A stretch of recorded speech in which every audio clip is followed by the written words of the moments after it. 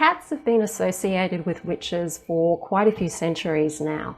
And in this video, I wanted to talk about how they're associated with witches and maybe some of the reasons as to why they're associated with witches. But before I dive into the topic, hi, I'm Sandra from MysteryWitchSchool.com. If you're new to the channel and you want to learn Wicca or witchcraft, hit the subscribe button and the notification bell so that you don't miss any videos. So to start the new year off, I just wanted to do something that was quite light. And because so many pagans out there love animals, I thought I would do something about an animal, and in particular the cat.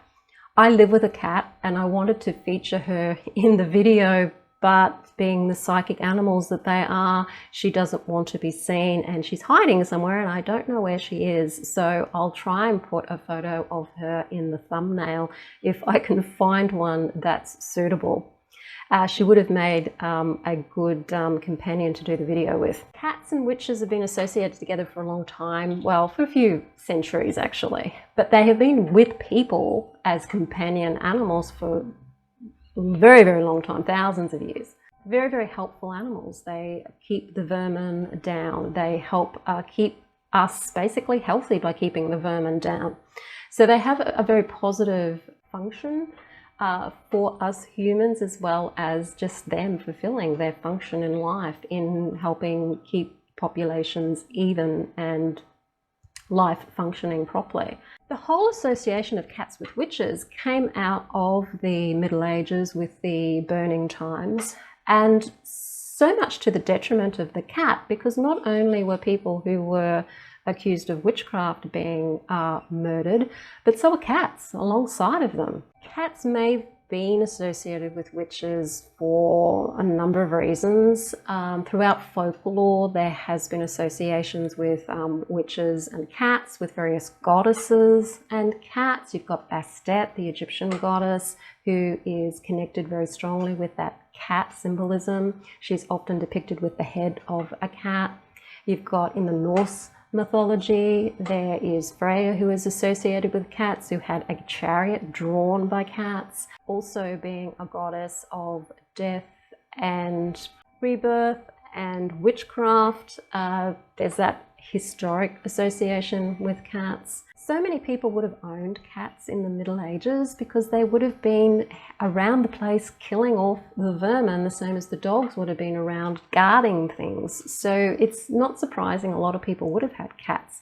But in some places, just owning a cat was enough to have you accused of being a witch. So when people get hysterical about things, like obsessed with ideas that have been really, really promoted to them as being the right way, the most stupid things happen, like the whole killing the cat thing.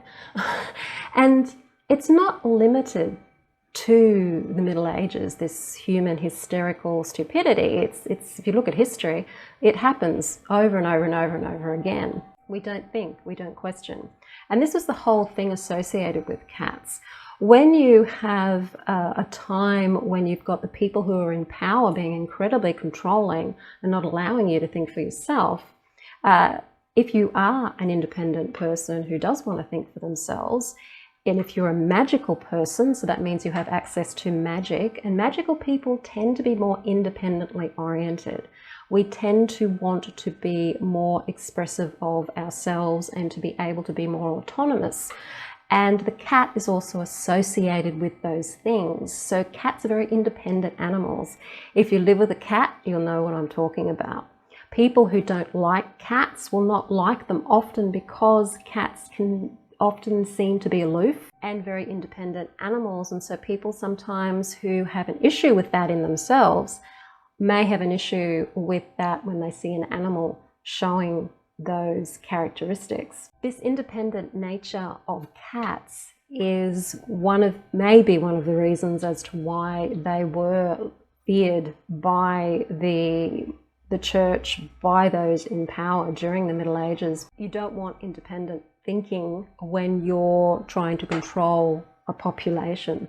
So cats being associated with independence was not a good thing for cats back then. Cats were also believed to have a magical connection to witches in particular, And of course, witches back in the Middle Ages being associated with the Christian concept of Satanism and devil worship were of course seen to be people, not even people. We weren't even seen as being people or human, but seen as being these demonic creatures who must be killed and destroyed. And some people still think that way. Fortunately, there's not that many of them these days, but they're still out there. And cats being associated with us could also be the fact that people, again, who are more magically oriented, or people who just tend to want to be more outspoken and be more autonomous, were often associated with being devil worshippers or people who weren't towing the line of the church. Cats, being independent animals, had that association. Witches were also believed to only come out at night and to do the dance and all of the things that we were supposed to be doing back in the Middle Ages at night. And whilst pagans who were still practicing pagan traditions would have been doing things at night, it would have been simply for practical reasons of being hidden. And also, the night is a good time to get together with people to celebrate and to practice, because the day's work has been done and it's time to sit back and relax and rejoice. Cats being nocturnal animals, again associated with the dark, with the unseen, with what is hidden, being able to see in the dark when we humans aren't very good at seeing in the dark. All of these things that the Christians back then associated with being something that was negative, that was demonic. So cats were demonized alongside of witches possibly for those reasons as well. There's also a Celtic myth of a particular witch who could shapeshift into a cat. And this is where the 9 lives thing may have come from. So this witch was able to shapeshift into a cat 9 times, and on the 9th time, she would stay a cat. So that could be where the 9 lives thing comes from with cats. Cats certainly do seem to be able to have more than one life at times. They seem to be able to recover from things and get over things and get up to all sorts of mischief and still manage to survive. So they are pretty tough animals. As for doing the bidding of the witch, I've yet to see any cat do the bidding of a human ever. I've had cats my whole life, and I'd have to say, if anybody's doing anybody's bidding, it's me doing theirs. And for all you cat owners out there, you'll understand what I'm talking about. Cats, again, that independent, autonomous agent that they are, it's us who do their bidding, not the other way around. So if cats are supposed to do a witch's bidding, I need to update my cat on this, because I am certainly the one doing her bidding. Black cats, particularly in Western culture, because of that negative association in Christian history with the devil and darkness and Satanism, were particularly killed back in the Middle Ages, and particularly associated with witches, even into current times. I know with Halloween, it's always about black cats with the witches. To the point where it seems to be embedded in our psyche, because apparently black cats aren't adopted as often as other coloured cats are as well.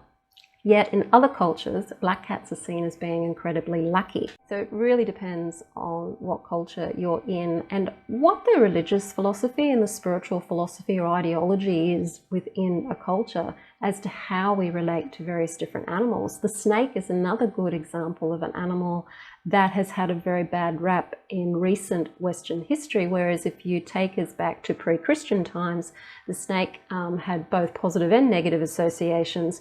But in esoteric history, the snake is about rebirth and about life and about wisdom. So it's got very, very positive associations. Also associated with witches too, I might add, like owls, mice, spiders, associated with witches too, but the cat being definitely the most popular. Do you have a cat? Do you live with a cat? What's your experience of living with a cat? If you're somebody who doesn't like cats, what is it about cats that you don't like? Because they could be mirroring something in yourself that you need to look at within yourself, or that you're not accepting about yourself. Because animals that we tend to like and favour tend to be little mirrors of ourselves. So cats mirror our desire for independence and autonomy. they mirror our desire as magical beings to be able to see in the dark, to be able to see where we normally can't see.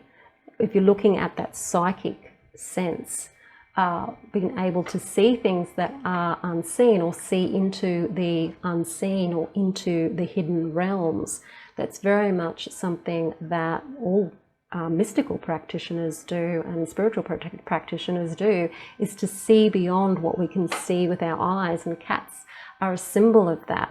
So if you really love cats, have a look at some of the qualities of the cat that you really love, because that could be aspects of yourself that you're really enjoying about yourself, or even aspects that perhaps you need to explore more about yourself and find ways to enliven those aspects.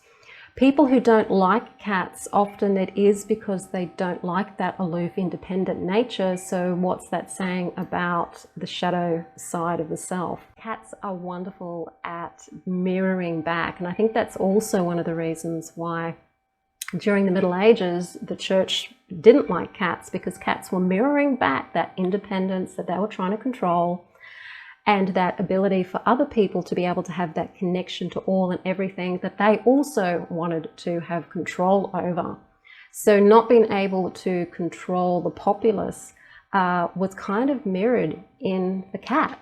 So I think from a psychological point of view, that could be one of the #1 reasons why cats have been associated with witches, or any being who doesn't toe the control of a hierarchy or a governing body of magical practitioners who can use magic. I mean, you can use magic and people don't even know you're doing it. It's very covert, like the cat.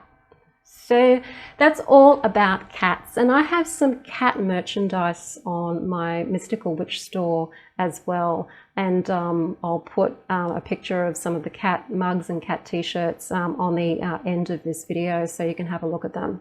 If you like the video, hit the like button, share it with your friends, don't forget to subscribe, and I'm Sandra from mysterywitchschool.com. Blessed be.